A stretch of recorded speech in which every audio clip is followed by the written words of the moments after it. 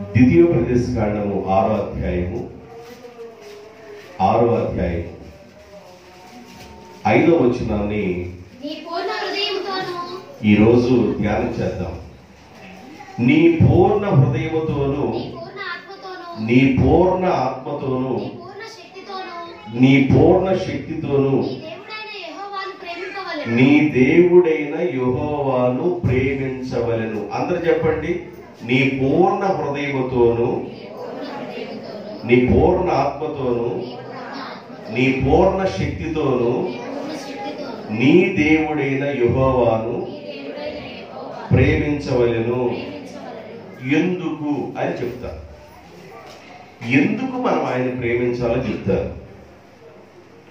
పూర్ణ హృదయముతో ప్రేమించేవారు చేసే పనులు కొన్ని ఉన్నాయి. బ్రీఫ్గా షార్ట్ మెసేజ్ చెప్తారు.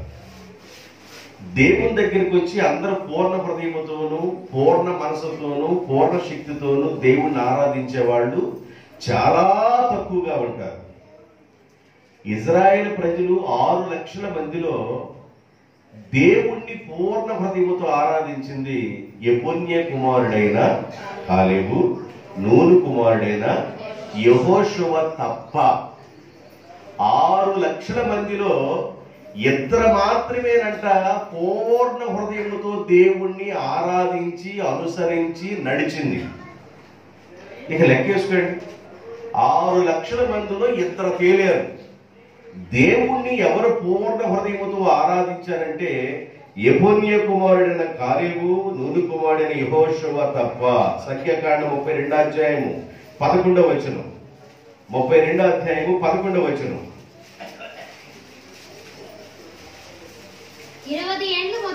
20 సంవత్సరాలు మొదలుకొని పై ప్రాయము కలిగి ఐగుప్తి దేశములో నుండి వచ్చిన 20 సంవత్సరాల మొదలుకొని పై ప్రాయము కలిగిన వారు 6 లక్షల కాల్బలం. ఐగుప్తి దేశములో నుండి వచ్చిన వీరు పూర్ణమైన మనసుతో యెహోవాను అనుసరించిన కెనేజీయుడగు యెఫున్నె కుమారుడైన కాలేబును, నూను కుమారుడైన యెహోషువయు తప్ప మరి ఎవరునూ పూర్ణ హృదయముతో యెహోవాను అనుసరించలేదు, ఆరాధించలేదు. ఐగుప్తి దేశములో నుండి బయలుదేరారు 6 లక్షల కాల్బలం. 6 లక్షల మంది అంటే 20 సంవత్సరాల వయసు పైబడిన వారు, వారు పురుషులు మాత్రమే. 20 సంవత్సరాల వయసు పైబడిన పురుషులు మాత్రమే. 40 సంవత్సరాల వయసు ఉన్న వారికి వివాహం అయింది 6 లక్షల మంది అంటే. ఒకవేళ 4 లక్షల మంది వివాహం చేసుకున్నారు. ఒకవేళ 20 సంవత్సరాల లోపు, 40 సంవత్సరాల లోపు ఉన్న వాళ్ళు 2 లక్షల మందికి వివాహం చేసుకోలేదు అనుకుందాం. 4 లక్షల మందికి 4 లక్షల మంది ఆ భార్యలు 8 లక్షలు వేసుకోండి. ఆళ్ళలో డజన్లు పిల్లలు వేసుకోకుండా జత పిల్లలు వేసుకోండి. డజన్లు వేసుకోకుండా. ఆ రోజు డజన్లు ఉండేవాడు. డజన్లు కాకుండా జత వేసుకున్నారు. 8 లక్షల మంది అంటే దాదాపు ఆ 4 లక్షల కుటుంబాలకి జత పిల్లలు లెక్క వేసుకుంటే మళ్ళీ ఎంతమంది అవుతారు? ఆడపిల్లలు లెక్క ఎంత వస్తుంది? అసలు ఆడపిల్లల లెక్క బైబిల్ లేదు. ఇంత మందిలో పూర్ణమైన మనసుతోనూ, పూర్ణ ఆత్మతోనూ, పూర్ణ శక్తితోనూ, పూర్ణ మనసుతోనూ దేవుణ్ణి ఆరాధించిన వారు, అనుసరించిన వారు కాలేబు, యెహోషువ తప్ప ఎవరు నన్ను అలా ఆరాధించలేదు అన్నాడు దేవుడు. పూర్ణ మనసుతో ఆరాధించే వాళ్ళు దేవునికి ఏం చేస్తారంటే పూర్ణ మనసుతో దేవుడు స్తుతిస్తారు. మీకు రిఫరెన్స్లు మాత్రం ఇస్తారు. 9వ కీర్తన 1వ వచనం, 11వ కీర్తన 1వ వచనం. ఒకసారి చూస్తారా? నా పూర్ణ హృదయముతో నేను యెహోవాను స్తుతిస్తాను. తర్వాత యెహోవా నీ అద్భుత కార్యములన్నిటినీ నేను వివరించేదను పూర్ణ హృదయముతో. 11:1 పూర్ణ హృదయముతో కృతజ్ఞతాస్తుతులు చెల్లించెదను. కృతజ్ఞతాస్తుతులు చెల్లించెదను. యెహోవాను స్తుతించెదను. కృతజ్ఞతాస్తుతి అంటే దేవుడు చేసిన ఏది మరిచిపోకుండా మనం దేవుని కలిగి ఆరాధించడమే కృతజ్ఞత కలిగి ఉండటం. ఎవరన్నా మేలు చేశారనుకోండి, వాళ్ళని ఎన్నడూ మర్చిపోకూడదు. ఎవరన్నా చిన్న సహాయం చేశారనుకోండి, వాళ్ళని ఎన్నడూ మర్చిపోకూడదు. ఆపద కాలంలో నీకు ఆహారం పెట్టారనుకోండి, వాళ్ళని మర్చిపోకూడదు. ఆపద కాలంలో నీకు సహాయం చేశారనుకోండి, వాళ్ళని మర్చిపోకూడదు. నీకు చిన్న సహాయం చేసిన వాళ్ళని ఎన్నడూ మర్చిపోకూడదు. కొందరు మాట సహాయం చేస్తారు, కొందరు మరి ఒక సహాయం చేస్తారు, కొందరు ఉండటానికి నేడిస్తారు, రకరకాల సహాయాలు మనుషులు చేస్తారు. వాళ్ళని మనం ఎప్పుడూ మర్చిపోకూడదు. దాన్నే కృతజ్ఞత అన్నాడు. ఈ కృతజ్ఞత అనేది కూడా ఎవరు చెల్లిస్తారంటే, పూర్ణ మనస్సుతో ఎవరైతే దేవుణ్ణి ఆరాధిస్తారో వాళ్ళు పూర్ణ హృదయంతో కృతజ్ఞతాస్తుతులు చెల్లిస్తారు. పూర్ణ హృదయంతో దేవుడికి స్తుతులు చెల్లిస్తా ఉంటారు.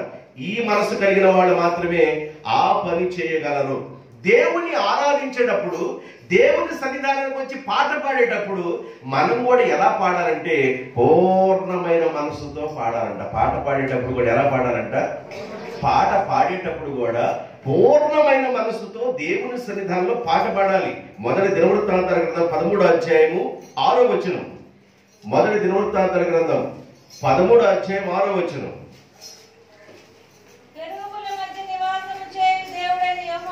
కెరూబుల మధ్య నివాసము చేయు దేవుడైన యెహోవా, ఆయన నామమును, ఆయన పెట్టబడిన మందసమును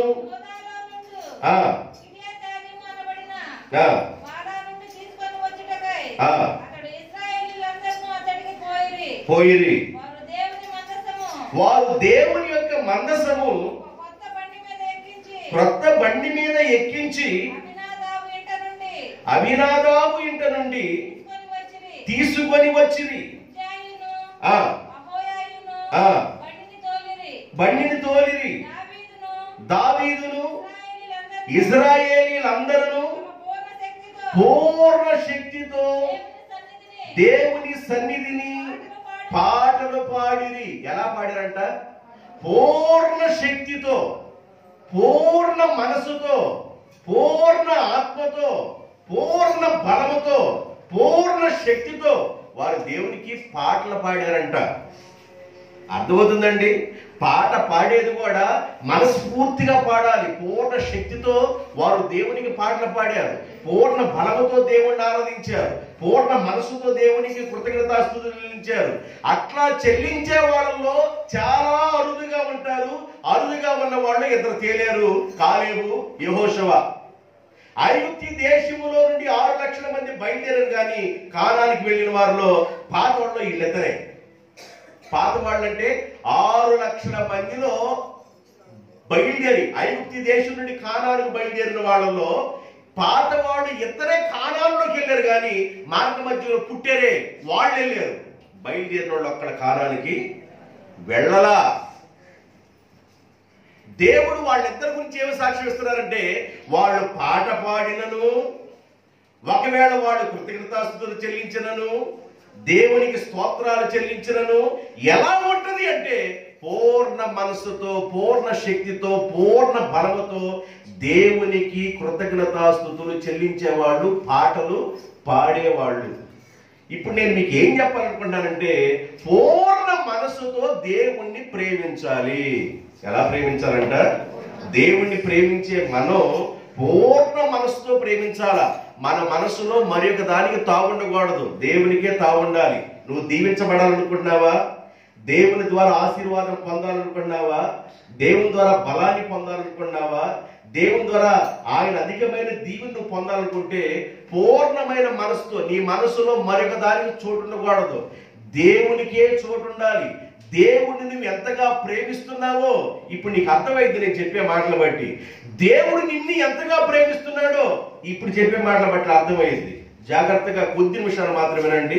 మనం ఎలా దేవుడిని ప్రేమిస్తున్నాం, దేవుడు మనల్ని ఎలా ప్రేమిస్తున్నాడు, మనం ఎలా ఉన్నామో ఒకసారి కొన్ని నిమిషాలు నేను మీతో మాట్లాడాలని ఇష్టపడుతున్నాను. మత్తయి సువార్త 10వ అధ్యాయం, మత్తయి సువార్త 10వ అధ్యాయము 37వ వచనం. తండ్రినైనను తల్లినైనను నాకంటే ఎక్కువగా ప్రేమించువాడు నాకు పాత్రుడు గాడు.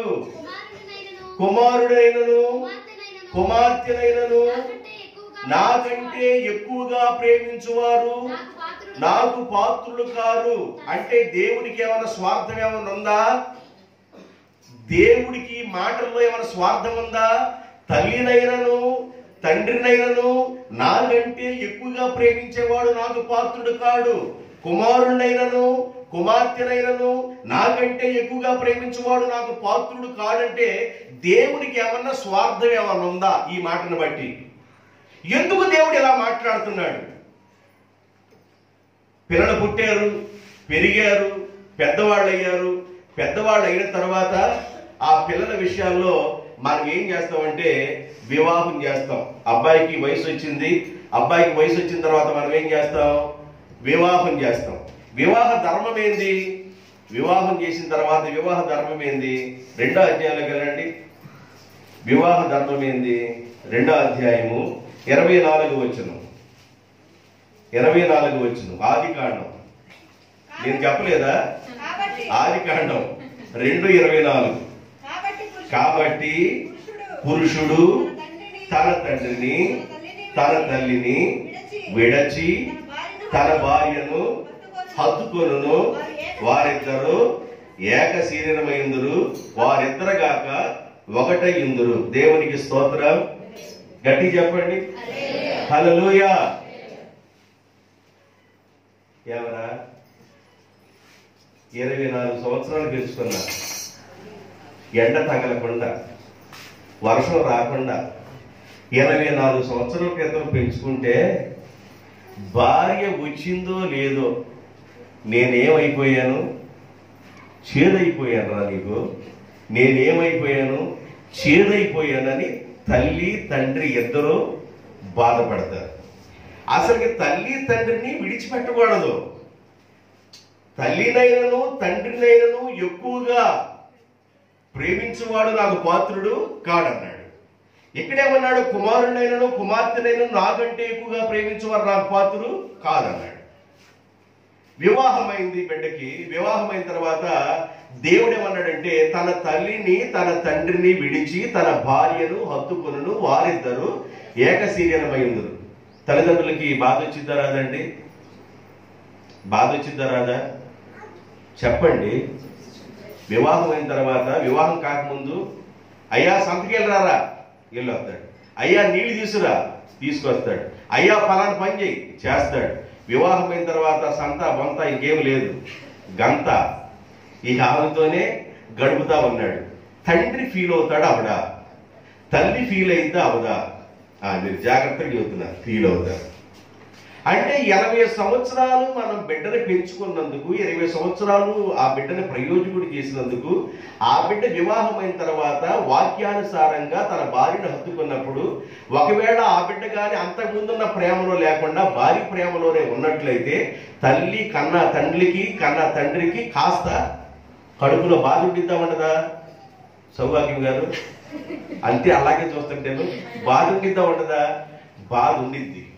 అంటే 20 సంవత్సరాలు పుట్టిన బిడ్డ మాట వినకపోతే తల్లి తండ్రి ఖచ్చితంగా బాధపడతారు. ఇది వాస్తవం. వాస్తవం అని వాడు చేతులు ఎత్తండి. ఏందమ్మా నేను తెలుగులో చెబుతుంది? అయ్యో బాధపడతారా? బాధపడరా? ఏంది మీరు బాధపడలేదు? ఆ చేతులు ఎత్తండి. గ్రేసింగ్ 2 మోకాళ్ళు ఉండాలి. చేతులు ఎత్తండి. బాధ వచ్చిందా? బాధ రాదా? న్యాయం ఉంది.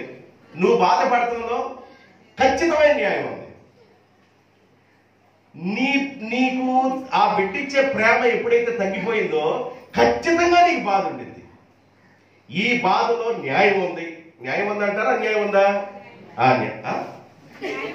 అన్యాయం ఉందా? న్యాయమే. న్యాయం ఉంది. వెరీ గుడ్, మీరు బాగా ఉన్నారు ఇంతవరకు.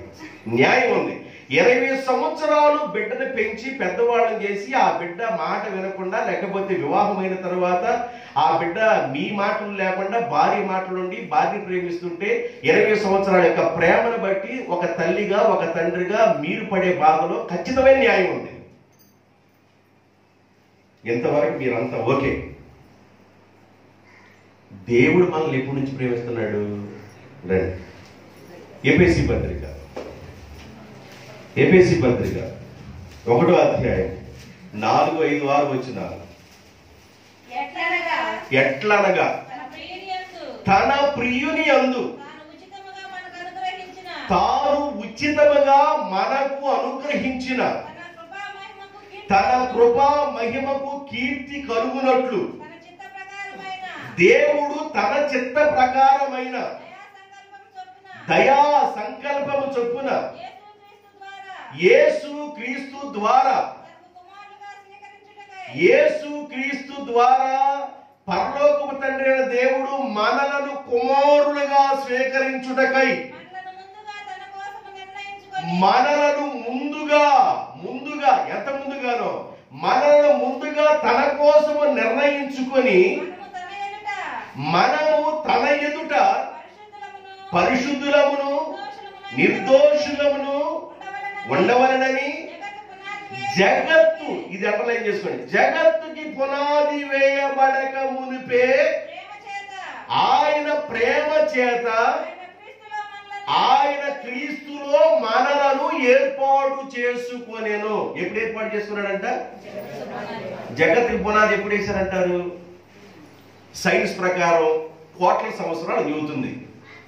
సైన్స్ ఏం చెబుతుందంటే ఈ ప్రపంచానికి, భూమికి పునాది ఎంతకాలం అయిందంటే దాదాపు, నాకు ఆ లెక్క తెలియదు కాబట్టి దాదాపు అంటున్నా, కోట్ల సంవత్సరాలు అని రాయబడింది. ఈ భూమికి పునాది కోట్ల సంవత్సరాల క్రితం వేయబడింది. ఈ ప్రపంచం యావత్తులో భూమి ఎంత ఉందంటే, ఇదంతా ప్రపంచం అయితే భూమి ఎంత ఉంది?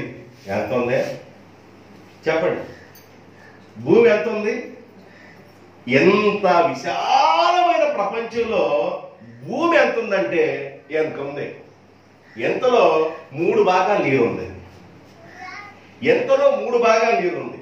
ఒక భాగం భూమి ఉంది, దాంట్లో చెట్లు, చేవలు, కొండలు, పర్వతాలు, గొట్టలు, మంచు కొండలు, అవి కలిసి అన్ని కలిసి ఉంటేనే ఒక భాగం భూమి. ఎంత విశాలమైన ప్రపంచంలో ఎంత భూమి ఉంటే, ఎంత భూమిలో 3 భాగాలు నీరుంటే, ఒక భాగం మాత్రమే కాస్త భూమి ఉంటే, ఆ ఒక భాగం భూమిలో నీవెక్కడున్నా? నువ్వెంత? సీమ తలకాయ అంత కూడా ఎంతవరకు నీకు అర్థమైంది? అయితే దేవుడు మనలను ఎప్పుడు నుండి ప్రేమిస్తున్నాడంటే, జగత్తుకి పునాది వేయబడక ముందు నుండే ప్రేమిస్తున్నాడు. క్రీస్తు ద్వారా మనలను కుమారులుగా స్వీకరించడానికి జగత్తుకి పునాది వేయబడక మునిపే ఆయన ప్రేమ చేత దేవుడు మనల్ని ప్రేమిస్తున్నాడు. మీరందరూ బాగున్నారు. బిడ్డని పెంచి పెద్దవాళ్ళని చేసి 20 సంవత్సరాలు 24 సంవత్సరాలు వచ్చిన తర్వాత, ఆ పిల్లవాడికి వివాహం అయిన తర్వాత, ఆ పిల్లవాడు భార్యతో కలిసి ఉన్న తర్వాత, అంతకుముందు మన మాట వింటున్న పిల్లవాడు భార్యతో కలిసిన తర్వాత మన మాట విన్నప్పుడు ఒక తల్లిగాను తండ్రిగాను నువ్వు బాధపడటంలో న్యాయం ఉంది. అంటే 20 సంవత్సరాల్లోనే నీకు ఎంత న్యాయం ఉంటే, నీకు 24 సంవత్సరాల్లోనే ఎంత న్యాయం ఉంటే, జగత్తుకి పునాది వేయబడక ముందు నుండే, ఈ భూమి రవ్వంతా కూడా కలక్క ముందు నుండే ఆయన నిన్ను ప్రేమిస్తున్నాడు. దేవునికి స్తోత్రం. ఆయన ఎంత బాధపడాలండి? ఏమండి, నీవు 20 సంవత్సరాలు 24 సంవత్సరాల్లో నీ బాధ కరెక్టే. అసలుకి ఈ భూమి రవ్వంతా కూడా కలక మునిపే ఆయన నిన్ను ఏర్పాటు చేసుకున్నాడు క్రీస్తు ద్వారా. దేవుడు ఎంత బాధపడాలండి? దేవుడు ఎంత ఆలోచన చేయాలి నీ గురించి? నువ్వు ఎక్కడుంటున్నావు? ఆయన స్వరం వింటున్నప్పుడు నువ్వు ఎక్కడుంటున్నావు? నువ్వు ఏ స్థలంలో ఉంటున్నావు? ఏ పనులు చేస్తున్నావు? ఎలా జీవిస్తున్నావు? ఏ లాంగ్వేజ్ మాట్లాడుతున్నావు? ఎలా ప్రవర్తిస్తున్నావు? ఒక్కసారి ఆలోచన చేయండి. దేవుడు తన స్వహస్తాలతో నిన్ను నిర్మించుకొని నీకు ఒక పోలికను ఏర్పాటు చేసి ఆయన ఆత్మను పెట్టి ఆయన నిన్ను సంవత్సరం అనే దయా కిరీటాన్ని ధరింపజేస్తూ ప్రతి సంవత్సరాన్ని కాచి కాపాడుతూ నీ మార్గంలో తొట్టిల్లి పడకుండా తన దూతల కాపుదల నుంచి నిన్ను పడకుండా నిన్ను భద్రం చేస్తూ నిన్ను కాపాడుతూ నిన్ను అన్ని విధాలుగా కంటికి రెప్పలాగా కాపాడుతున్న దేవుని ఎదుట నువ్వు ఎలా ప్రవర్తిస్తున్నావు? నువ్వు ఎలా ఉన్నావు? నీ తీరు ఎలా ఉంది? నీ పరిస్థితి ఎలా ఉంది? ఒక్కసారి మీరు ఆలోచన చేస్తే దేవాది దేవుడు ఎంత బాధపడుతున్నాడు మన గురించి. ఒక తల్లిగా ఒక తండ్రిగా మన హృదయంలో మన బిడ్డల గురించి బాధ ఉంటుంది. బిడ్డని మనం 20 సంవత్సరాలు 25 సంవత్సరాలు బిడ్డను పెంచుకున్న తర్వాత ఆ బిడ్డ మన మాట వినప్పుడు ఒక తండ్రిగా ఒక తల్లిగా బాధపడటంలో నిజమైన వాస్తవమైన నిజం ఉంది. అది నిజమే. అయితే అసలు ఈ భూమి కూడా పుట్టక ముందే పర్వతాలు లేక మునిపే, కొండలు లేక మునిపే, సముద్రం లేక మునిపే, సూర్యుడు లేక మునిపే, చంద్రుడు లేక మునిపే, ఆకాశం లేక మునిపే, దృశ్యమైనవి అదృశ్యమైనవి లేక ముందే తండ్రి యొక్క ప్రణాళిక ఏంటంటే కుమారుడైన క్రీస్తు ద్వారా నిన్ను నన్ను ఏర్పాటు చేసుకున్నాడు కోట్ల సంవత్సరాల క్రితం. అయితే దేవుడు నిన్ను 40 సంవత్సరాల క్రితం పుట్టించాడు, నిన్ను 50 సంవత్సరాల క్రితం పుట్టించాడు, నిన్ను 60 సంవత్సరాల క్రితం పుట్టించాడు, నిన్ను 70 సంవత్సరాల క్రితం పుట్టించాడు, నిన్ను 20 సంవత్సరాల క్రితం పుట్టించాడు. ఆయన ప్రణాళికలో ఏ బిడ్డ ఎప్పుడు పుట్టాలో అప్పుడు నిర్ణయించాడు. కాబట్టి మనం ఈ భూమి మీదకి వస్తున్నాం. ఇది దేవుని ప్రణాళిక. అక్కడ చేయడం ఇది దేవుని ప్రణాళిక. ఒకసారి అర్థం చేసుకోండి. కీర్తన గ్రంథం 100వ కీర్తన 100వ కీర్తన 3వ వచనం. యెహోవాయే దేవుడని తెలుసుకొనండి, ఆయనే మనలను పుట్టించెను. ఆయనే మనలను పుట్టించెను. ఇప్పుడు నీ వయసు 26 కావచ్చు, నీ వయసు 20 కావచ్చు, నీ వయసు 13 కావచ్చు, నీ వయసు 40 కావచ్చు, నీ వయసు 60 కావచ్చు, నీ వయసు 70 కావచ్చు. ఆయనే నిన్ను పుట్టించెను. మనము ఆయన వారము. ఏ వారము చెప్పండి? ఏ వారము చెప్పండి? ఏ వారము? ఆదివారం అన్నావా నువ్వు? మనము ఆయన వారము. ఆదివారంలో నువ్వు ఉన్నావా? ఆదివారం నీకుందా? ఆదివారం ఆరాధన నీకుందా? మనము ఆయన వారము. ఆయనే మనల్ని పుట్టించను. మనము ఆయన మేపు గొర్రెలము. మనము ఆయన ప్రజలము. మనము ఆయన వారము. నీవు నీ వ్యక్తివి కాదండి. అసలు నీవు నీ వ్యక్తివి కాదు. నీవు దేవునికి సంబంధించిన వ్యక్తివి. దేవుడే నిన్ను పుట్టించాడు. ఒకవేళ ఇప్పుడు దేవుడు పుట్టించి నీ ఆయుష్కాలం ఒకవేళ 65 జరుగుతుందేమో, 70 జరుగుతుందేమో, 80 జరుగుతుందేమో, 25 జరుగుతుందేమో, 30 జరుగుతుందేమో, 13 సంవత్సరాలు జరుగుతుందేమో. ఇన్ని సంవత్సరాలు నువ్వు అర్థం చేసుకోవాలంటే నిన్ను దేవుడు ఇప్పుడు ఏర్పాటు చేసుకున్నాడు. అసలు ఏమి లేక మునిపే సృష్టికర్త అయిన దేవుడు క్రీస్తు ద్వారా మనలను ఏర్పాటు చేసుకున్నాడు. ఎంతగా ప్రేమిస్తాడంటే అసలుకి వర్ణించలేము, వివరించలేము. పౌలు గారికి అర్థం కాక నీ ప్రేమ నాకు అర్థం కావట్లేదయ్యా, దాని ఎత్తు ఎంతో, దాని లోతు ఎంతో, దాని వెడల్పు ఎంతో, దాని పొడవెంతో నేను వివరించలేను. నీ ప్రేమను నాకు అర్థం కావట్లా. నేను ఎలా అని నేను వివరించలేను, ఎలా అని చెప్పలేను. అంత ప్రేమ కలిగిన దేవుడు అయ్యా. నేను ఈ విషయాలను ఎందుకు మాట్లాడుతున్నానంటే మనం పెంచుకున్న మన పిల్లలు 20 సంవత్సరాల తర్వాత మన మాట వినకపోతే ఆ బిడ్డల గురించి ఒక తండ్రిగా తల్లిగా మనం ఎంతో బాధపడతాం. దానిలో న్యాయం ఉంది. అయితే దేవాది దేవుడు అసలు ఈ భూమి పుట్టక ముందు నుండే నిన్ను ఆయన ప్రేమించాడు. ఆయన నిన్ను పుట్టించాడు. టైం వచ్చినప్పుడు ఆయన పుట్టించాడు. టైం వచ్చింది కాబట్టి దేవాది దేవుడు తన కుమారుడైన క్రీస్తు ప్రభుని లోకాన్ని పంపించాడు. గలతీ 4:4 కాలం పరిపూర్ణమైనప్పుడు దేవుడు తన కుమారుణ్ణి పంపించాడు. కాలము పరిపూర్ణం కావాలి. యేసు ప్రభు ఈ భూమి మీదకి రావాలంటే కాలం పరిపూర్ణం కావాలి. నీవు ఈ భూమి మీదకి రావాలంటే నీ కాలం పరిపూర్ణమైంది కాబట్టి నువ్వు వచ్చావు. యేసు ప్రభు 2020 సంవత్సరాల క్రితం కాలం పరిపూర్ణమైంది కాబట్టి పరలోకపు దేవుడు తండ్రి అయిన దేవుడు కుమారుడైన క్రీస్తుని పరిపూర్ణమైంది కాబట్టి కాలం ఆయన పంపించాడు. కానీ కుమారుడైన క్రీస్తు ఎప్పుడు నుంచున్నవాడు?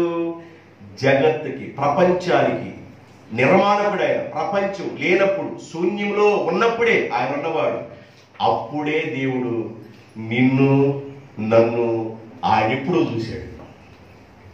అందుకని జక్కయ్య గురించి అంటాడు, నువ్వు దిగవయ్యా ముందు చెట్టు, నీ పేరు తెలుసు కానీ నువ్వు దిగు. నా పేరు ఎలా తెలుసు? తెలుసు కానీ దిగురా, నీ పేరు కాదు, ఇంటికి వెళ్ళిన పద మాట్లాడుకుందాం, మనం ఇద్దరం ఇంటికి వెళ్ళిన పద మాట్లాడుకుందాం. ఇంటికి వెళ్ళిన తర్వాత వేసుకున్న సైలెంట్ ఉన్నాడు, ఏం మాట్లాడాల? నా పేరు ఎలా తెలుసు? ఇంటికి నా పేరు ఎలా తెలుసు? తెలుసు కానీ ఇంటికి వెళ్ళిన పద. జనాలందరూ అనుకున్నారు మామూలు మనిషి ఆయన, అరే మామూలు మనిషి గట్టి అన్న ఆయన, అన్యాయస్తుడి ఇంటికి అర్థమైంది ఆయన అని నోటి మీద చేతులు వేసుకుంటున్నారు. ప్రభు ఆయన ఇంటికి వెళ్ళాడు, ఏం మాట్లాడాల?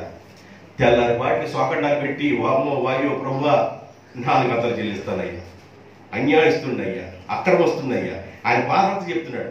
ఎవరు చెప్పన్నారు? జక్కయ్య, నువ్వు అబ్రహాము కుమారుడివే, దేవునికి స్తోత్రం. నువ్వెవరివి? నీవు అబ్రహాము కుమారుడివే, నాకు తెలుసు, అందుకని ఇంటికి వచ్చాను. దేవుడికి ఒక ప్లాన్ ఉంది నీ పట్ల, నీ కుటుంబం పట్ల, నీ బిడ్డల పట్ల. దేవునికి ఒక ప్లాన్ ఉంది, ఆయనకు ఒక ప్రణాళిక ఉంది. ఎప్పటి నుండి ఉంది అంటే ఆయన ప్రణాళిక జగత్తుకి పునాది వేయబడక ముందు నుండే ఆయనకి ఒక ప్లాన్ ఉంది నీ పట్ల. అది జరగాలంటే నీవు దేవుని చేతిలోకి రావాలి. ఏమండి, మనం దేవుని చేతులకు వస్తే దేవుడు ఏం చేస్తాడంటే నిన్ను మలుచుకొని అవసరమైన పాత్రగా చేసుకుంటాడు. ఇడ్లీ కుక్కరగా చేసుకుంటాడు, పాల కుక్కరగా చేసుకుంటాడు, మంచినీళ్ళు తాగే చెమ్ముగా చేసుకుంటాడు, మంచినీళ్ళు తాగే గ్లాసుగా చేసుకుంటాడు, అన్నం వండుకునే డేషగా చేస్తాడు, చేపల కూర సెట్టుగా చేస్తాడు. ఆయన ఇష్టం, ఏదో పాత్ర చేస్తాడు. పాత్ర బోర్లు ఇచ్చి ఉండకుండా, చాలా పాత్రలు ఇంట్లో బోర్లు ఇచ్చి ఉంటాయి కొన్ని, ప్రతిరోజు వాడుకునే పాత్రగా దేవుడు చేస్తాడు. దేవునికి స్తోత్రం. ప్రతిరోజు వాడుకునే పనిముట్టుగా చేస్తాడు. అలా దేవుడు చెయ్యాలంటే ఆయన ప్రేమ నీకు అర్థం కావాలిగా. ఆయన ఎప్పటి నుంచి ప్రేమిస్తున్నాడో నీకు అర్థం కావాలిగా.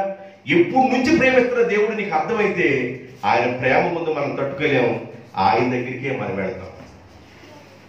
పెళ్ళైన తర్వాత భార్య భర్తలు ఇద్దరు మాట్లాడుకుంటా తొలి దినాల్లో ఉంటారు కదా, బాగా ఎమోషనల్ ప్రేమలో ఉంటారు కాబట్టి భర్త అంటాడు భార్యతో, నీ కోసమే నన్ను పుట్టించాడే. ఎవరి కోసం అంట? ఎవరి కోసం పుట్టించాడు భర్తని? నీ కోసమే నన్ను పుట్టించాడు. భార్య, అసలు నువ్వు లేని నేను, నీ కోసం నేను కూడా పుట్టానయ్యా. ఆయన అంటాడు, మీ కోసం పుడతాం, అసలు నేనే చేతి మిమ్మల్ని. ఆ మధ్య లాటరీ వేసాడు ఒక ఆయన, 20 రూపాయలతో లాటరీ వేస్తే 20 లక్షలు వచ్చిందంట. ట్యాక్సులు బోక్సులు మొత్తం పోయి 11 లక్షలు ఇవ్వడానికి వచ్చారంట. ఆయన అన్నాడంట, నాకు 11 లక్షలు వద్దు, ఇస్తే 20 ఇవ్వండి, లేకపోతే 20 రూపాయలు ఇవ్వండి అంటున్నాడంట. నా మాట అర్థమవుతుందా? నేను 20 రూపాయలతో లాటరీ వేసా, నాకు 20 లక్షలు వచ్చింది. మీరు ట్యాక్సులు పోయి అయిపోయింది అని నాకు 11 లక్షలు ఇస్తున్నారు. నాకు 11 లక్షలు వద్దు, ఇస్తే 20 లక్షలు ఇవ్వండి, లేకపోతే 20 రూపాయలు ఇవ్వండి అంటున్నాడు. చూడు ఎంత తెలియగలిగినాడు. 11 లక్షలు తీసుకొద్దా? 20 రూపాయలు 11 లక్షలు తీసుకొద్దా? ఇస్తేనంటే 20 లక్షలు ఇవ్వండి, లేకపోతే 20 రూపాయలు ఇవ్వండి, 11 లక్షలు వద్దంట. చాలా మంది దేవుని ప్రేమ అర్థం కావటంలా, దేవుడు నిన్ను ఎంతగా ప్రేమిస్తున్నాడో అర్థం కావటంలా. మీరు అనుకున్నారు 2020 సంవత్సరాల క్రితం యేసు ప్రభు నీ కోసం సిలువ బలియాగమైపోయాడు నువ్వు అనుకుంటున్నావు. అది కాదు. ప్రకటన గ్రంథంలో ఒక మాట చెబుతుంది. ప్రకటన గ్రంథం 13వ అధ్యాయం 8వ వచనం. ప్రకటన గ్రంథం 13వ అధ్యాయం 8వ వచనం. భూనివాసులందరూ అనగా జగతి ఉత్పత్తి అంటే ప్రపంచ ఉత్పత్తి మొదలుకొని వధించబడి ఉన్న గొర్రెపిల్ల. గొర్రెపిల్ల ఎప్పుడు వధించబడ్డాడంట? జగత్ ఉత్పత్తిలోనే వధించబడిన గొర్రెపిల్ల కాలము పరిపూర్ణమైనప్పుడు వచ్చి వధించబడ్డాడు. జగతి ఉత్పత్తిలోనే ఆయన సమర్పించుకున్నాడు. మనల్ని ఎంతగా ప్రేమించాడు చూడండి. తండ్రి తన బిడ్డ కోసం ప్రాణం పెట్టడానికి ఇష్టపడ్డాడండి. తల్లి తన బిడ్డ కోసం ప్రాణం పెట్టడానికి ఇష్టపడ్డారు. ఎంతగా ఇష్టపడ్డారంటే పరలోకపు దేవుడు మన తల్లిదండ్రులు మన కోసం ప్రాణం పెట్టడానికి ఇష్టపడతారు. ఆ బిడ్డ గొప్పవాడు కావాలి, ఆ బిడ్డ బాగుండాలి, నా మాట వినాలి, నా మాటలో ఉండాలని ఏ తల్లి ఏ తండ్రి అయినా కోరుకోవడంలో న్యాయం ఉంది. మనం అంతగా ప్రేమిస్తాం. ఒక ముద్ద తిను, ఒక ముద్ద తినాయని ఆ బిడ్డకి ఒక ముద్దని అలా పెట్టి పెద్దవాళ్ళు చేసుకుంటాం. తల్లి చొక్కలు తల్లి అని చూపించదంట, చంద్రుడు చూపించదంట, భార్య ఏమన్నా చొక్కలు చూపించదంట. మా బాబు అని చంద్రుడు చూపించదు కదా, చంద్రుడు అని బొగ్గల్లో అట్టాడ తోసింది. పెళ్ళైన తర్వాత భార్య ఏమన్నా చూడడానికి చంద్రుడు కాదు, చూడు చొక్కలు. పెళ్ళైన తొలిదిన చొక్కలు చూపిస్తారు. కనబడిందా అది వీడు తొందరలో ఉంటాడు. కనబడిందా ఆ చొక్క? ఏ చొక్కో నా ఎదురున్న చొక్కలు దొరుకు, నా చొక్క ఎదురు పని బాగాడు. కనబడింది పద చూసి ఎంత స్పీడ్ కొంటాడు. ఆ చొక్క కనపడి నీ చొక్క ఉంది కాబట్టి వెళ్దాం పద అంటాడు. ఏమండి, ఒక భార్య ఒక భర్తను నువ్వు నీకోసమే నేను పుట్టానండి, అసలు నువ్వంటే ప్రేమ అని భార్య భర్త అనేది. భర్త అంటాడు అసలు నన్ను దేవుడు నీకోసమే పుట్టించాడే. నీకు అది ఎంత ప్రేమ అండి. నీకు ఆమె కోసం, ఆయన నీ కోసం కాదు. అసలు మనల్ని పుట్టించింది ఆయననే నీకు అర్థం కావాలి. ఆయనే మనలను పుట్టించను. ఎందుకు? జగదుత్పత్తి మొదలుకొని ఆయన క్రీస్తులో మనలను ప్రేమించెను. కాలము పరిపూర్ణమైనప్పుడు నువ్వు వచ్చావు. యేసు ప్రభు ఎలాగ భూమి మీదకి వచ్చి రక్షణ మనకి ఇవ్వడానికి వచ్చాడో ఆ రక్షణను ఆస్వాదించినట్లుగా నీవు ఈ భూమి మీదకి వచ్చావు. ఇప్పుడు నీ వయసు 70 కావచ్చు, నీ వయసు 20 కావచ్చు, నీ వయసు 25 కావచ్చు, 13, 11 కావచ్చు. ఎక్కడున్నావు? నీవెక్కడున్నావు? మనము ఆయన వారము. ఆదివారాలు ఆరాధన ఉందా నీకు? సోమవారం తెలుస్తుందా? మంగళవారం అర్థమవుతుందా? బుధ, గురు, శుక్రవారాలు, శనివారాలు ఏమైనా అర్థమవుతున్నాయా? ఏ వారంలో నువ్వు దేవుని దగ్గర కనపడుతున్నావు? ఏ వారం ఉందా నీకు? ఏ వారంలో ప్రభుని ఆరాధిస్తున్నావు? ప్రభువుని ఆరాధించే అనుభవాలు ఏమైనా ఉన్నాయా? ఒక్క ఆదివారం అన్నా ప్రభు దగ్గరికి వెళ్ళగలుగుతున్నావా? ఆలోచించేయండి. దేవుడు నిన్ను ఎంతగా ప్రేమిస్తూ ఉన్నాడో, ఎంతగా ప్రేమిస్తున్నాడో. మనం ఎలా ప్రేమించాలంటే దేవుణ్ణి పూర్ణ ఆత్మతోనూ, పూర్ణ బలముతోనూ, పూర్ణ శక్తితోనూ, పూర్ణ మనసుతోనూ ఆయనను ప్రేమించాలి. ఎందుకు అంటే చెప్పాను. ఎందుకు ప్రేమించాలంటే చెప్పాను మీకు. ఆయన మనల్ని ప్రేమిస్తున్నాడు. ఎంతకంటే అసలు జగదుత్పత్తి మొదలుకొని ఆయన మనల్ని ప్రేమిస్తున్నాడు. కునుకక నిద్రపోక నిన్ను కాపాడు దేవుడు. నీ బిడ్డల్ని నిన్ను కాపాడుతూ ఆయన రక్షిస్తున్నాడు. ఆయన ప్రేమను నువ్వు అర్థం చేసుకోవాలి. ఎన్నిసార్లు తప్పించబడ్డావండి, ఎన్నిసార్లు కాపాడబడ్డావండి. యాక్సిడెంట్ల నుంచి కాపాడబడ్డామా, సర్పాల నుంచి కాపాడబడ్డామా, కరెంట్ షాక్ నుంచి కాపాడబడ్డామా, ఎన్నో పరిస్థితుల నుంచి కాపాడబడ్డామా. ఎన్నోసార్లు బండి మీద నుంచి ఎన్నిసార్లు పడి ఉంటావో, ఎన్నిసార్లు ప్రభు నిన్ను కాపాడుతున్నాడు, ఎన్నిసార్లు ఆయన కనుపాపలాగా నిన్ను దాచుకుంటున్నాడు. నీకు అర్థమవుతుందా? ఆయన ప్రేమ నీకు అర్థమవుతుందా? ఆయన నిన్ను ప్రేమిస్తున్నాడని అర్థమవుతుందా? ఆ ప్రేమ నీకు అర్థమైతే ప్రభు పాదాలను విడిచిపెట్టవు. ఆ ప్రేమ నీకు అర్థమైతే ప్రభు సన్నిధి నీవు విడిచిపెట్టవు. ప్రభు సన్నిధానంలోనే కలపాలని ఆలోచన కలిగి ఆసక్తి కలిగి ఉంటావు. ఒక భక్తుడు చూపించి నేను వాక్యాన్ని కొద్ది నిమిషాలు ముగించాలనుకుంటున్నాను.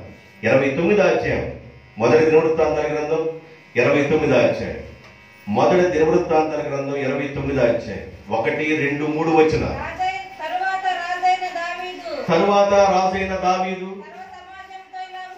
సర్వ సమాజముతో ఈ విధంగా సెలవిచ్చెను. దేవుడు కోరుకొనిన నా కుమారుడైన సొలొమోను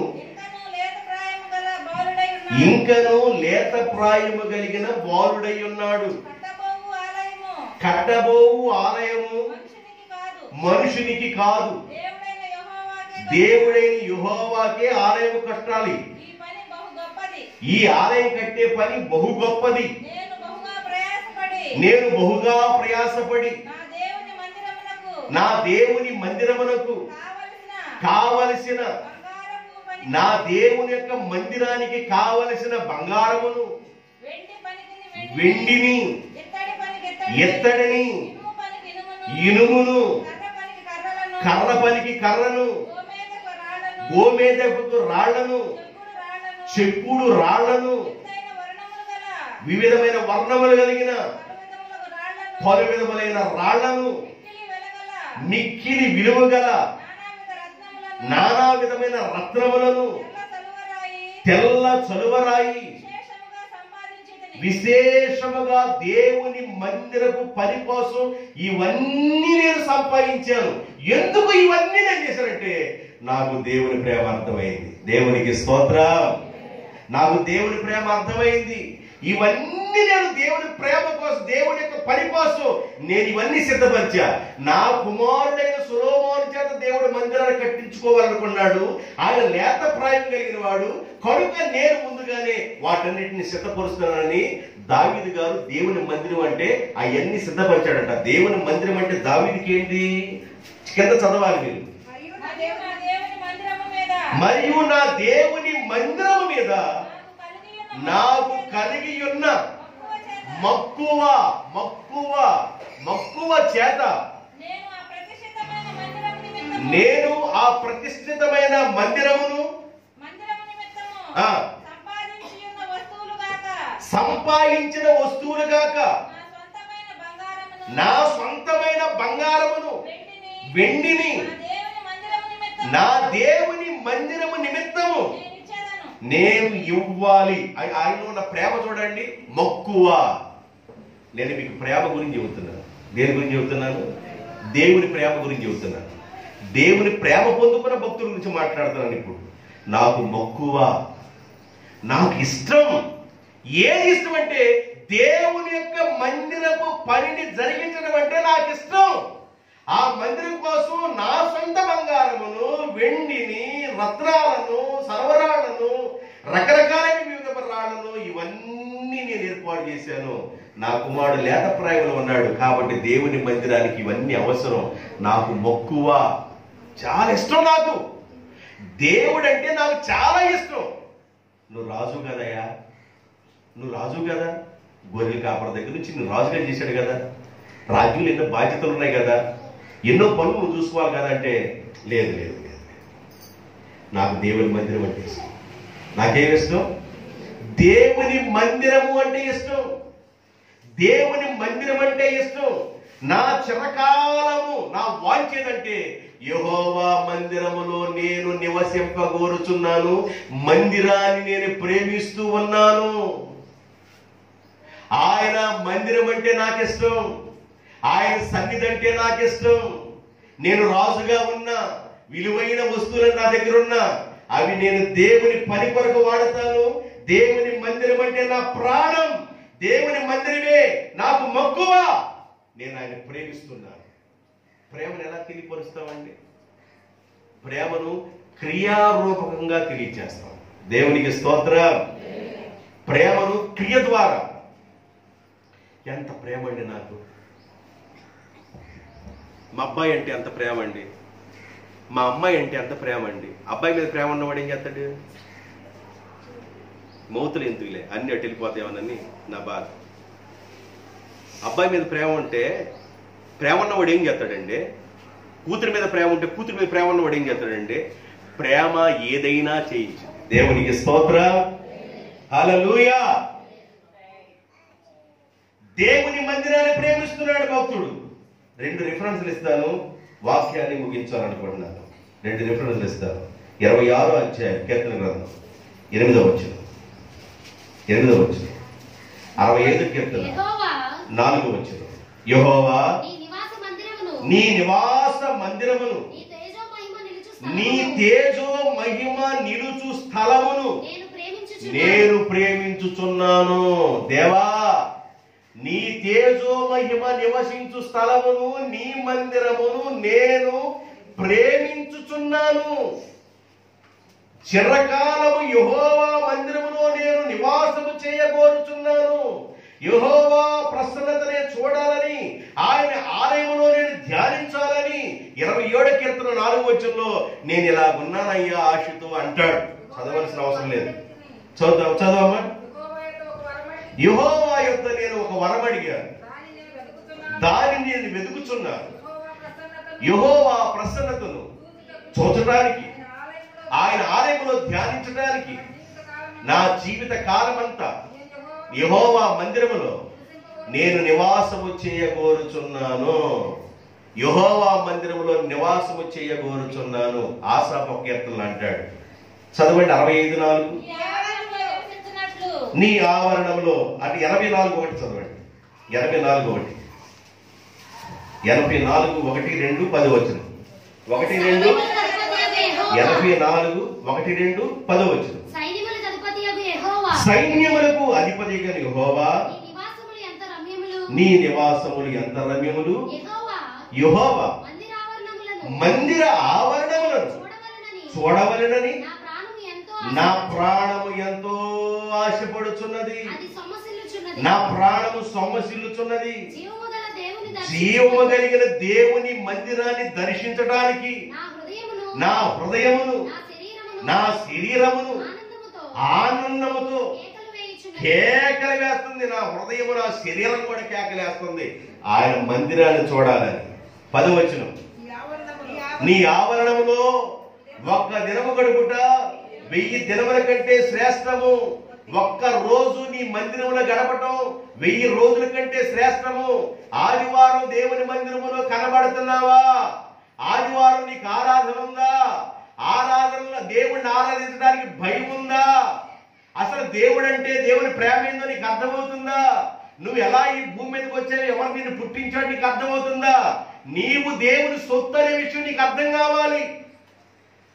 నీవు దేవుని సొత్తు అనే విషయం నీకు అర్థం కావాలి. యెహోవా మందిరములో ఒక దినము గడపటం 1000 దినముల కంటే శ్రేష్టమైనది. భక్తిహీనులతో గడపటం కంటే నా దేవుని మందిరములో ఒక దినము గడుపుట 1000 దినాల కంటే శ్రేష్టమైంది. శ్రేష్టమైంది ఏంటంటే దేవుని మందిరములో గడుపుట. శ్రేష్టమైంది ఏంటంటే దేవుణ్ణి ప్రేమించుట. శ్రేష్టమైంది ఏంటంటే దేవుని పాదాల దగ్గర కనిపెట్టుకుని ఉంటాం. ఎందుకంటే ఆయన నేను కనిపెట్టుకుంటున్నాడు. జగత్తుకి పునాది వేయబడక మునిపే వధించబడిన గొర్రె పిల్ల, జగత్తుకి పునాది వేయబడక మునిపే క్రీస్తు కోసం ఏర్పాటు చేసుకున్న ఆయన కుమారుడు, ఆయన కుమార్తె కనుక నువ్వు మోకరించినప్పుడు దేవుని ప్రసన్నత నీ దగ్గరికి వచ్చింది.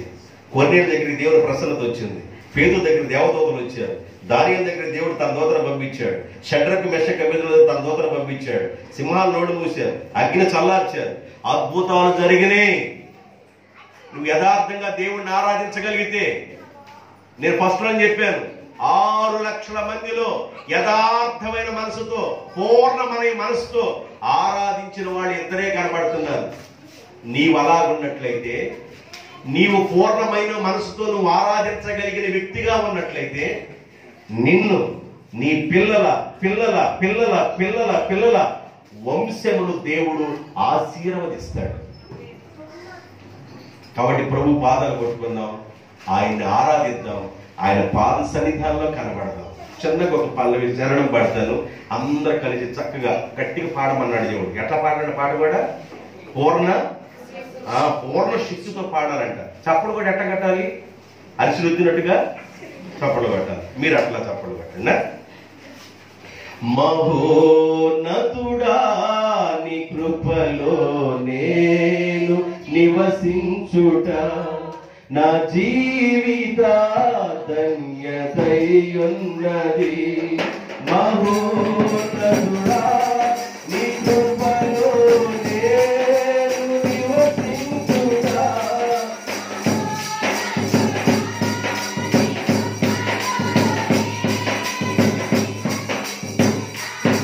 నా జీవిత ధన్యతయున్నది. నా జీవిత ధన్యతయున్నది.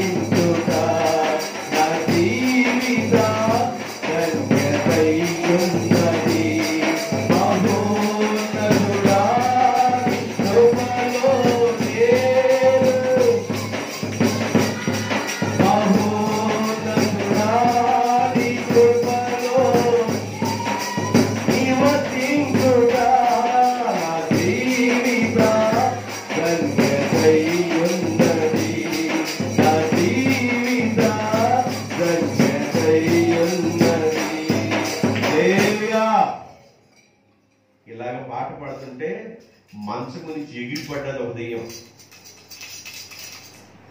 మైక్లో శబ్దం విని ప్రార్థన చేస్తుంటే కాదు, శబ్దం విని. అర్థమవుతుందా? పాటలో దేవుని శక్తి ఉంటుంది. నా కళ్ళారా ఎన్నో అద్భుతాలు చూశాను. అర్థమవుతుందా? దేవుని శక్తి పనిచేస్తుంది, దేవుని అభిషేకం పనిచేస్తుంది. నయోమి అనుకుంటుంది, నా చాప్టర్ క్లోజ్ అయిపోయింది. క్లోజ్ అయిపోయి నాతో రావడం ఎందుకు తిరుగుతామా? లేదు లేదు అత్త, నీతోనే వస్తా. నువ్వు ఎక్కడుంటే అక్కడే ఉంటా. నీ జనులే నా జనులు, నీ దేవుడే నా దేవుడు, నీ ఇల్లు నాది, నీ కొరకే ప్రాణం పెడతా, నీతో వస్తా అత్త అని రూతు అత్తను వెంబడించింది. రూతు భర్త చనిపోయాడు, వాళ్ళ అత్తమ్మకి భర్త చనిపోయాడు. ఇక పురుష పెట్టవలసిన సమయంలో మూడు బారిన జీవితాన్ని దేవుడు చిగురింపజేశాడు. దేవునికి స్తోత్ర. అర్థమవుతుందండి? దేవుని ప్రేమించు వారికి, ఆయన సంకల్పం చొప్పున పిలువబడిన వారికి మేలు కలుగునట్లు సమస్తము సమకూడి జరుగును. నువ్వు దేవుని ప్రేమిస్తే, దేవుని ప్రేమ నీకు అర్థమైతే, దేవుని ప్రేమ నీకు అర్థమైతే, ఆయన నిన్ను ఎప్పటి నుంచి ప్రేమిస్తున్నాడు, అసలు దేవుని ఎందుకు ప్రేమించాలో నీకు అర్థం కావాలి. ఆయన నిన్ను ఎప్పటి నుంచి ప్రేమిస్తున్నాడో నీకు అర్థం కావాలి. మనకు పుట్టిన బిడ్డలు మన మాట వినకపోతే, ఎన్నాళ్ళు నేను నా బిడ్డను చూసుకుంటే నా మాట వింటలేదని ఒక తల్లి తండ్రి ఒక 20 సంవత్సరాలు 25 సంవత్సరాలు 26 సంవత్సరాలు 30 సంవత్సరాలు పెంచిన బిడ్డ కోసం ఎంతో బాధపడతారు. ఆ బాధలో చాలా న్యాయం ఉంది. కానీ దేవుడు పడుతున్న బాధలో న్యాయం లేదా? దేవుడు నిన్ను ఎంత ప్రేమిస్తున్నాడో అర్థం కావట్లేదా? జగత్తుకి పునాది వేయబడక ముందు నుండి దేవుడు నిన్ను ప్రేమిస్తున్నాడు. నీవు దేవుని సొత్తు, ఆయనే నిన్ను పుట్టించాడు. నీవు ఆయన వారు, ఆయన ప్రజలు, ఆయన మేము మనము మనవారం. ఎందుకు బాధపడతారు? నీవే కాదు, నీకు సంబంధించిన విధానం ఏమి లేదు. నీవు దేవుని సొత్తు. ఇక్కడ నువ్వు దేవుని సరెండర్ అయిపో, నువ్వు దేవుని పాదాలు పట్టుకో. దేవుడు ఎలా మలుస్తాడో, ఎలా నీ కుటుంబాన్ని మలుస్తాడో ఆయన అద్భుతాన్ని కళ్ళారా చూస్తామా? దేవుని సరెండర్ అయిపోండి. ఒకవేళ దేవునికి దూరంగా ఉన్నారా? దేవుని ప్రేమ అర్థం కాక, దేవుని శక్తి ఏదో అర్థం కాక దేవుడు దూరంగా ఉన్నారా? దేవుని యొక్క బలం ఏదో అర్థం కాకుండా దేవునికి దూరంగా ఉన్నారా? ఆయన సముద్రపు పొంగును అణచగలిగిన వాడు, తుఫాను బలమును అణచగలిగిన వాడు, భూమిని కంపింప చేయగలిగిన వాడు, ఆకాశాన్ని చాపలాగా చుట్టగలిగిన వాడు, కొండలు పర్వతాల్ని మైనులాగా కరిగించగలిగిన వాడు, ఆకాశాన్ని జానతో కొలవగలిగిన వాడు, కొండల పర్వతాల్ని తక్కిళ్ళు పెట్టి తీయగలిగిన వాడు. అంత గొప్ప దేవుడు మనకు తండ్రిగా ఉంటే, అంత రోషం కలిగిన దేవుడు మనకు తండ్రిగా ఉంటే, ఆయన పాదాల దగ్గరికి వచ్చి సాగిలిపడు. దేవుడు నీకు సహాయపడి ఉంటాడు. ఈ మాటల ద్వారా విన్న మిమ్మలను, శబ్దవేత్తల ద్వారా విన్న వారిని ప్రభు ఆశీర్వదించుగాక. ఆమె తల వంచండి, ప్రార్థన చేసుకుందాం. ఈ 2020 సంవత్సరం డిసెంబర్ మాసం ఆఖరి ఆదివారం ప్రభు మాటలు విన్నా. నిజంగా నువ్వు దేవుని ప్రేమిస్తున్న వ్యక్తి అయి ఉంటే ఆయన పాదాలు విడిచిపెట్టాడు. ఆయన సన్నిధి మరవలేదు, ఆయన విడిచిపెట్టలేదు. నీవు ఆయన వారు, ఆయన ప్రజలు, ఆయన వైపు గొర్రెలమ్మ. దేవుడే నీ ప్రాణం ఊపిరై ఉండాలి. నా కోసం నువ్వు పుట్టావు, నీ కోసం నేను పుట్టాను అనుకోకూడదు. మనం దేవుడి కోసం దేవుడు మనల్ని పుట్టించాడు. ఆయన ఆరాధించడానికి, మహిమపరచడానికి, అపవాది తంత్రాలు లైవ్ చేయడానికి ఆయన దేవుడు మనల్ని ఏర్పాటు చేసుకుని ముందుగా పుట్టించాడు. అపవాది ఎవరిని మింగాల? ఏ కుటుంబంలో ఉన్న బిడ్డలు మింగాలి? ఎవరి మీద వెళ్ళి విరుచుకుపడాలని అపవాది తిరుగుతున్న దినాలు, వాటి కార్యములు లైవ్ చేయడానికి ప్రభు అయిన క్రీస్తు మనలను ఏర్పాటు చేసుకున్నాడు. ఆయన ప్రేమ కలిగిన తండ్రి, పరిశుద్ధుడైన మా ప్రభువా యేసయ్య, వందనాలు, స్తుతులు, స్తోత్రాలు. మీ పాదములకు మొక్కి నమస్కరించి దండం పెట్టి ప్రార్థన చేస్తున్నాం. మీ మహిమ ప్రభావంలో తోడుగా ఉంచండి. చేరొచ్చిన ప్రతి బిడ్డను దీవించండి. నాకు ముందుగా వాక్యం అందించిన మీ ప్రియబిడ్డను కూడా ఆశీర్వదించండి. బలమైన వెలుగుతో, బలమైన ఆత్మతో నింపి బలపరిచి మీరు వాడుకోండి. నాయన స్వరం మీ కొరకు వాడబడినట్లుగా బలపరచండి, దీవించమని వేడుకుంటున్నాను. అన్ని విధాలుగా వేరు చేయమని, చేరున్న ప్రతి బిడ్డను పేరు పేరు చొప్పున దీవించమని, కుటుంబాన్ని కూడా ఆశీర్వదిస్తూ ప్రభువును రక్షకుడైన యేసుక్రీస్తు నామమును స్తుతించి ఆరాధించి గణపరిచి ప్రార్థన చేయుచున్నాను తండ్రి. ఆమేన్.